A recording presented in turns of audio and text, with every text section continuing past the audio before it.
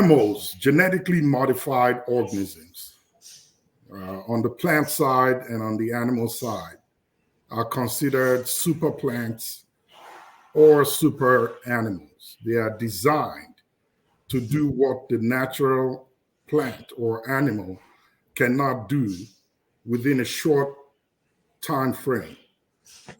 The idea behind the science of designing GMOs is to increase production within a short period of time for the purpose of making money.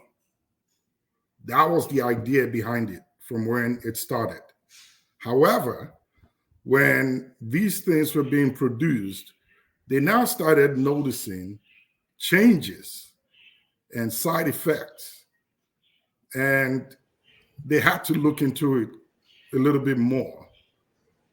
That's where the FDA and all the other regulatory bodies in the US hopped in and said, we need to pay attention to how you guys are doing this thing, what is involved in it, how does it interact with the human body, the changes that you are making within the proteins inside that gene, that DNA of these organisms or plants.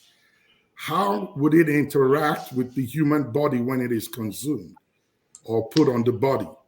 Is it going to be beneficial? Does it have anything to do with all these diseases that we are seeing and that are popping up around the country here and there and in other parts of the world where these things are being used? You don't expect the scientists or those that are doing this thing to come out and tell you that, oh, yes, our product is actually the cause of those diseases. They won't tell you. The data are considered exclusive and private. It's not privileged to everybody. So even if they find it, they are not meant to tell you that that's what is causing it. There are a lot of people who have millions of dollars invested in this business that are looking to get return. Their goal is not to feed anybody. Their goal is to make money. But here we're now seeing the health effects of these changes that are being made in the DNA of these organisms. DNA, if you break it down, the minute part of it are the proteins. I'm not going to spend too much time on that. You can read on it. The proteins in these organisms, they change them. They cut, they take away, they add, they bring from the back, put in the middle, take from the middle, put somewhere else, and boom, inject it into an organism, and it expresses itself in a different way. So when they kept on playing with that, they started saying that, oh, we can make these tiny little tomatoes that grows to be about the size naturally, to grow to become the size of a football. We can make it grow instead of spending 3 months on the farm from the seed to when it's ready to get on your plate. We can actually do it in 2 weeks. It was money making for people. But when the health concerns were coming up, the business guys in this process really didn't want their money to go to waste or go to loss. In the US, we waste food. In the whole world, the US wastes food. The food that is thrown away every day in the US, there was a paper I read some years ago that if you put them together, you can feed an entire continent with them.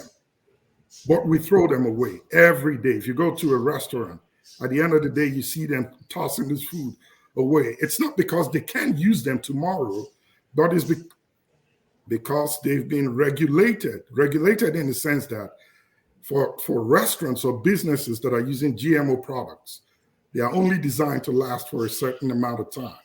What happens after that given time frame, science has not told us yet. So in order not to make or create or cause any other harmful effects, the FDA has said that if it goes beyond X amount of time without the preservation, either a freezer or your chemicals or salts, whatever you're using, you have to toss it out and throw it away. And that's how it operates here in the US. Now, I'm going to Africa. When I heard this in the news some weeks ago, and I was very concerned that we are now beginning to imbibe it. This government, I think they were at the stage where they brought it before Tinubu and he was looking into it. And now he's considering making it a part of our agricultural system. Yes, like Ferreira said, and somebody else, it's being tested for some time, but we really didn't know. The fact is, why are we being forced to use it when we have our seedlings and our animals that can go through the natural process and give us what our bodies can tolerate versus what we cannot tolerate? I was opportune to be at a farm when I was doing one of my research in breast cancer. I needed a strain of the cancer cell. But before it becomes a cancer cell, it is found within chickens, normally. I'm not going to call the name of the farm that I go to, but it's a big time producer of poultry here in the US. So we went in there to look and just do some observations. And part of the data we were collecting for the research that I was involved in. And I bet you what my eyes saw made me change my mind on chickens.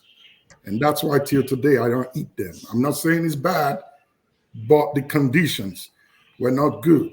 For growing up in Nigeria, I know that chicken takes about 4, maybe 5 months naturally for it to get from the chick to when it's ready to be put on your plate and get in your mouth. But I saw these things being grown in 3 weeks and they can't move. They are just on the ground like zombies. And I asked one of the guys there, the farmers, that, why is this so?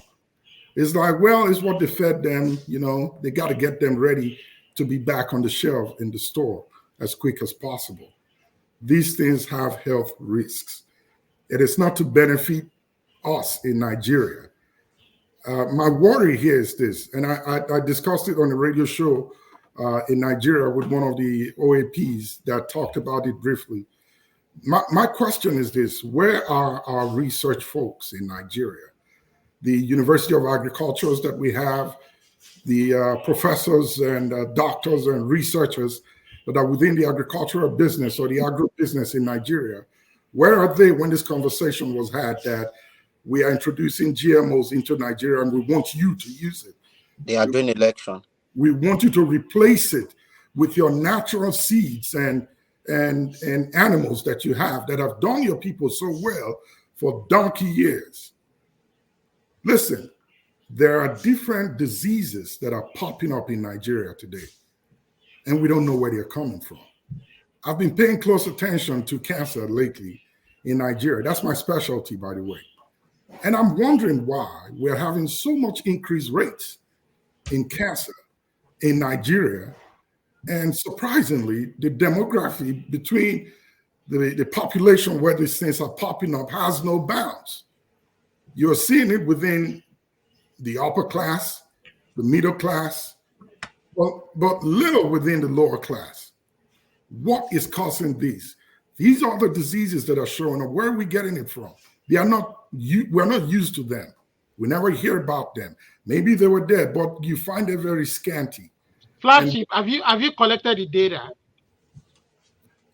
I've looked into the data, and we're still looking into it. The data is no about the disease in Nigeria that is popping up. Hold on, Olumide. Have you collected data? Let me land. I've seen the data, Olumide. From where? From which institution? From which organization? Just to give you, let your mind be at rest. I've been to Ife. I've been to Ibadan. I've been to Benin. And I think that the Port Harcourt was where we were going to go to, but we could not make it just before COVID. These things are being looked at by schools back in Nigeria, but they are based on patients that are coming to the hospitals that are being treated for these diseases. And when you look at their history, it was nowhere in the lineage. When I mean lineage, I'm talking about the last 2-3 generations. So has it been linked to GMO?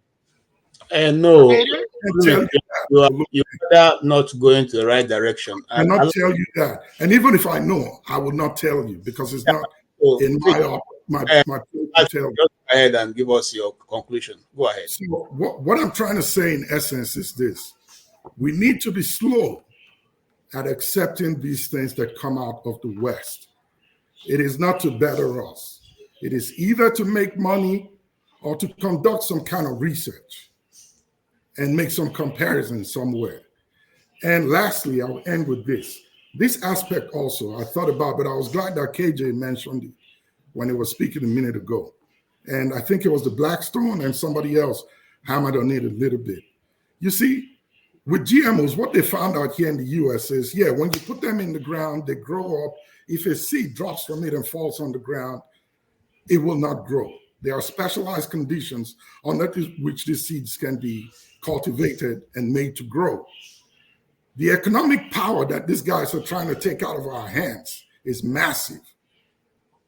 5, 10 years from now, maybe 15, if we fall to this and accept this, count our food independence rather, gone. We're going to be dependent on what they produce, when they give us seeds, when they decide we grow it, how we're going to grow it. And if we grow it, what species of the seeds are they going to give to us? How they are trying to look at, all this kind of science has this crazy way of thinking. So the economic power in this thing is massive. They are going to take it out of our hands. Our farmers will have nothing to do. We're going to be looking at them for what to eat and how to eat it. And the day they decide not to give it to us, we don't have the original seeds. If we don't have a way of preserving our own, even if we're going to buy into this GMO program, so to say, we don't have a way to preserve our own natural seeds so that in case something goes haywire down the road, we can fall back to what we originally had. So in summary, please be careful with these products. Here in the US, if you go to the store, the FDA mandates every farmer or any business that is cultivating anything GMO or growing any animal that is GMO induced to label it. You have to. Thank you.